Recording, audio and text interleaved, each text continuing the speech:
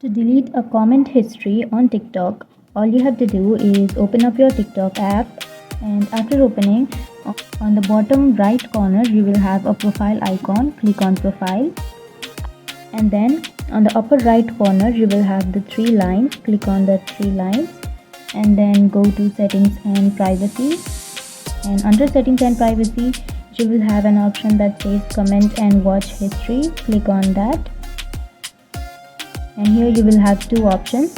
One is watch history and another one is comment history. So click on comment history. So here will be all of your comments that you have commented on anyone's video. So if you want to delete a comment, then click on the comment which you want to delete, and then it will take you to that particular comment. And if you want to delete that, just long press on that comment, and then you will have a bunch of options in which one option will be delete. Click on delete, and now your comment has been deleted. So go back and again load to your comment history.